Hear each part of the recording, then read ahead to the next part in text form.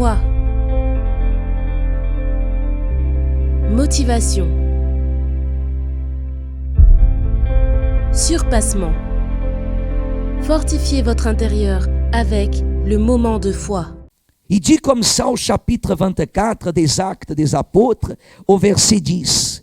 Après que le gouverneur lui eut fait signe de parler, Paul répondit, c'est ça? Sachant que depuis plusieurs années, tu es juge de cette nation, c'est avec confiance que je prends la parole pour défendre ma cause. Voyez, quand on sert Dieu, on ne tremble pas. Quand on sert Dieu, on ne reste pas. Est-ce que c'est vraiment correct? Est-ce que je vois ma famille qui est contre moi? Est-ce que je suis... Non, quand on sert Dieu, on a une pleine assurance, conviction. Il dit comme ça. Quel verset? 11. Il n'y a pas plus de 12 jours, tu peux t'en assurer que je suis monté à Jérusalem pour adorer. On ne m'a pas trouvé ni dans le temple, ni dans les synagogues, ni dans la ville disputant avec quelqu'un ou provoquant un rassemblement séditieux de la foule. Et il ne saurait prouver ce dont il m'accuse maintenant. Je t'avoue bien que je sers le Dieu de mes pères, selon la voie qu'ils appellent, lisez Église, hein? Vous voyez ce que Paul il dit ici? Vous voyez? Regardez ce que Paul il dit. Je t'avoue bien que je sers le Dieu de mes pères, selon la voie qu'ils appellent une secte, croyant tout ce qui est écrit dans la loi et dans les prophètes. Et ayant en Dieu cette espérance comme ils l'ont eux-mêmes, qu'il y aura une résurrection des justes et quoi d'autre? Et des injustes. Lisez le verset 16 bien fort, Église. Lisez mes amis.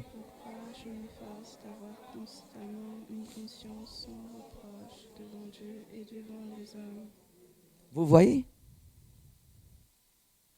Vous voyez, Église, que Paul,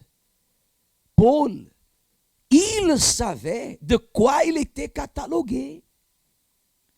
Parce qu'à vrai dire, le mot secte en lui-même, c'est un groupe isolé, une pensée unique isolée. Il savait de quoi il parlait et de quoi il était catalogué.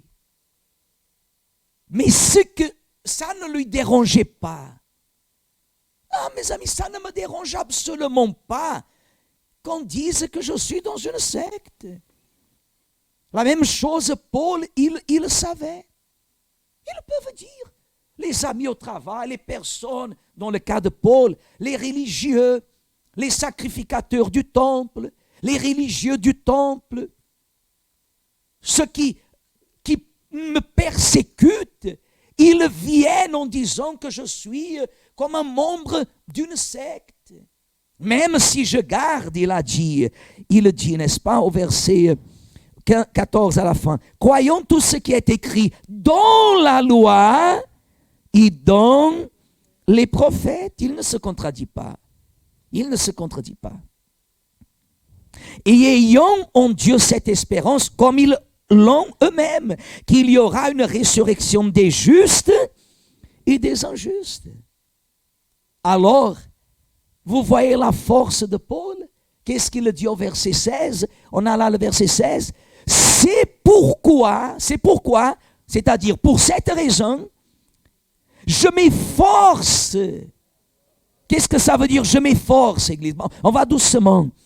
Je m'efforce, qu'est-ce que ça veut dire, je m'efforce? Hein? Dites des synonymes, c'est ça? Dites. Hein? Je m'efforce, qu'est-ce que ça veut dire? Je m'investis. Je fais avec toute ma force. Je m'applique. Quoi d'autre?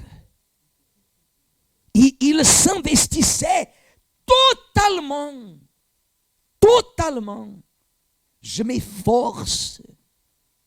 Quand le mot s'efforcer vient dans ma tête, on parle efforcer, je ne pense, la première chose qui vient à ma tête, quand on parle comme ça, il faut faire des efforts.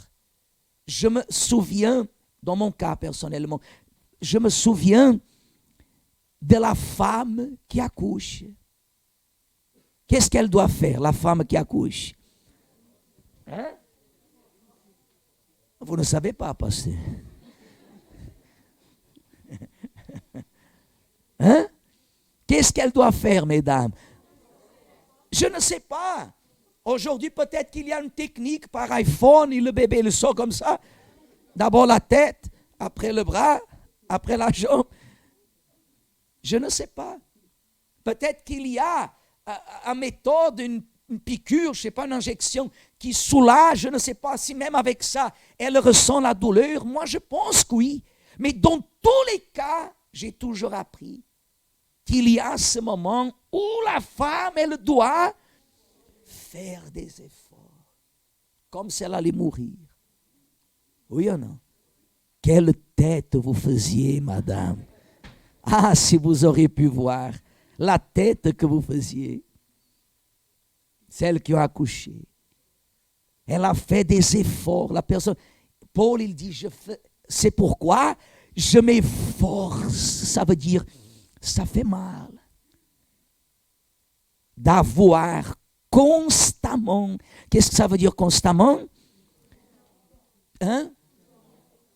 Presque le temps entier. Constamment, presque, parce que nous sommes faibles, l'homme il est faible. Mais il a dit constamment, régulièrement, toujours. Je m'efforce d'avoir constamment une quoi? Une conscience sans reproche devant Dieu. Regardez-moi.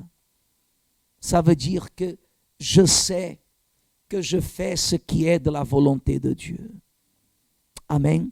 Vous savez pourquoi je sais que je fais ce qui est de la volonté de Dieu? Vous savez pourquoi Paul, il savait qu'il faisait les choses selon la volonté de Dieu? Vous savez pourquoi le serviteur de Dieu, il sait qu'il a une conscience sans reproche devant Dieu? Parce qu'il ne fait pas les choses à sa tête. Je sais que je sers Dieu parce que je ne fais pas les choses à ma façon. Vous voyez que le centre d'accueil universel, c'est comme ça. Le centre d'accueil universel, c'est comme ça. Dans le monde entier, vous allez au Gabon, vous allez à Madagascar, vous allez au Botswana, vous allez aux États-Unis, où que vous alliez, il y a le même esprit. Aujourd'hui, je pars, je fais mes valises, je vais quelque part. Demain, le pasteur qui sera là à 7 heures du matin, il passera exactement le quoi? Le même esprit. Il fera tout, même meilleur que l'autre qui était avant. Celui qui va venir après moi, le pasteur qui va prendre ma place, je ne sais pas si c'est pasteur Alexander, ou pasteur Alfredo, ou pasteur Francisco, un autre pasteur, ou un autre évêque, un autre pasteur qui va venir, je ne sais pas, mais celui qui va venir, il va faire encore mieux, parce que c'est comme ça que Dieu l'utilise, pour amener son Église vers le salut, mais avec une condition. Ma conscience ne peut me quoi? Hein? Me reprocher de rien. De rien. Je suis honnête. Mon casier judiciaire, physique et spirituel, il est vierge. Personne ne peut dire quoi que ce soit. Personne ne peut dire quoi que ce soit. Oui, à l'église, il y a toujours les personnes qui vont dire des choses. Oh, ce n'est pas comme ça. Un jour, quand nous partirons, il y aura des personnes qui diront ça. Ouf! Il y a d'autres qui diront, ah, j'aimais tellement. L'autre qui dit, les autres qui vont faire, qui vont même chipper, n'est-ce pas? Ça existera. Mais notre conscience, elle est comment? Elle est pure. Pure. Pure. Ça dérange. Parce qu'aujourd'hui, les églises, les pasteurs, ils sont amenés à faire des alliances avec des systèmes. Avec des systèmes. Parce qu'en fin de compte, ils finiront par être guidés par une autre chose qui n'est pas l'Esprit de Dieu. Alors Paul, il dit comme ça, je m'efforce d'avoir constamment une conscience sans reproche devant qui? Devant Dieu et devant les hommes. Devant les hommes. C'est là qu'entre le sceau que vous servez à Dieu. C'est là qu'entre le sceau. Il ne vous suffit pas de dire comme ça, ah, je veux servir Dieu. Non, il y a une responsabilité. Voyez que des fois, nous recevons même des responsabilités. On a, par exemple, le travail qui est fait avec les ouvriers. Les ouvriers.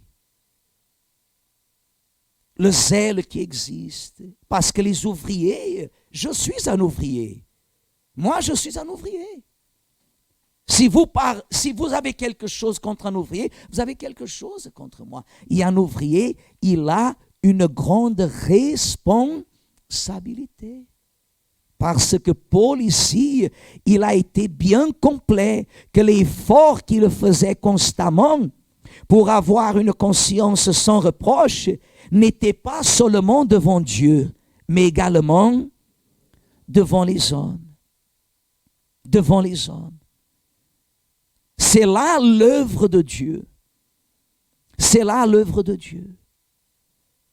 Que personne, les voisins, qui que ce soit, ne peuvent rien dire à votre sujet.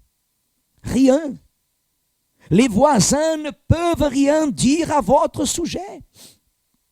Ils ne peuvent pas, les voisins, au travail. La personne qui est possédée par les ténèbres, à l'église, il y a des personnes qui arrivent dans sa majorité, des personnes qui viennent chercher la délivrance. Personne ne peut rien dire à votre sujet.